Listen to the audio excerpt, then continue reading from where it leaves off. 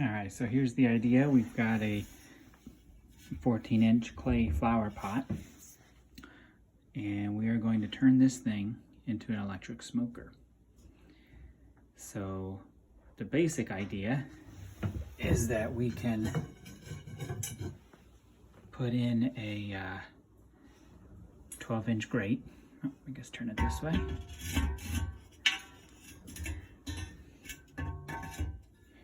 And use a 14-inch basin as the lid. We'll need to make a few modifications, and then basically that's it. You just need to, you need a couple things. The main thing we need is a heat source. And then we need a handle to be able to take this thing off, because you don't want to have to do this when it's 250 degrees.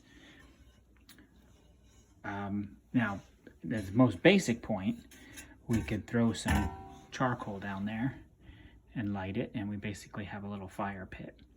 I don't actually want to do that because it'd be a big pain to have to feed this thing while it's smoking, right? You don't have to take off the grate to keep the temperature.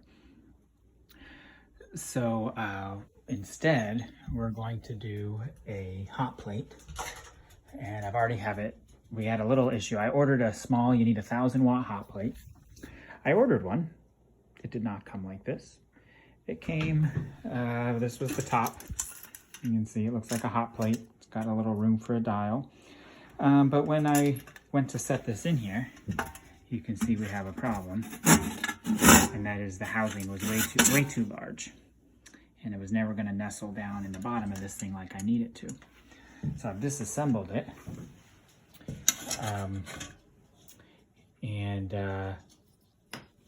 This is the heating element.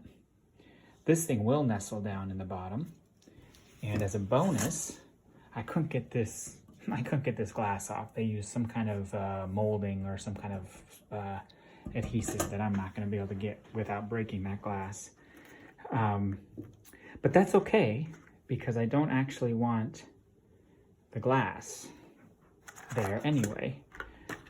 We need something to hold the wood chips. So what I've got is a 9-inch cake pan.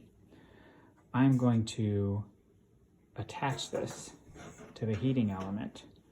And then the wood chips will actually go in here, and the heating element will be underneath of it. And it'll all fit down, because this thing here will fit almost to the bottom. There we go. So that's our plan. But we still have a couple of things we got to worry about. First of all, I need to get these wires clipped so I can actually get the power cord. That power cord is going to have to go through that hole at the bottom. I think it'll fit. I might have to widen that hole. If I do, that's okay, but I think it'll fit through that hole. So this will nestle down in there. We'll have to have something underneath of it so that the power cord can go out the bottom. And then the other issue we have is this is the control knob. This fits on there, and that's the control knob.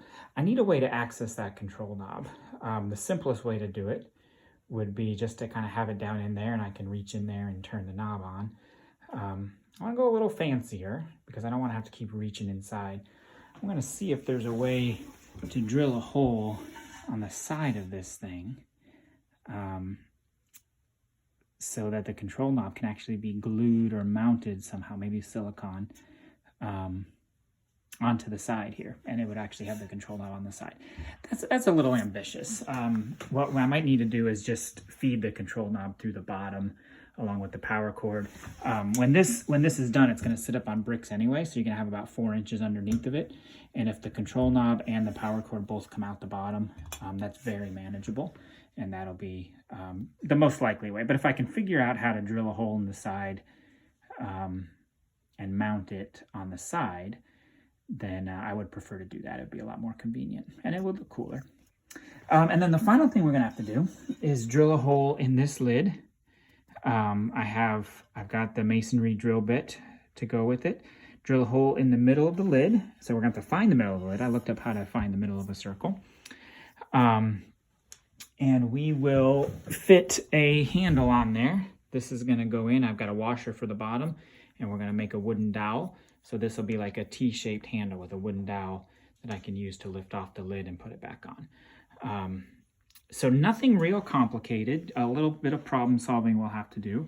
But at the end of the day, we'll have a nice little electric smoker and start experimenting with which setting on our hot plate is going to give us the right temperature. But it's about as simple as you can get once we have it all put together. So stay tuned.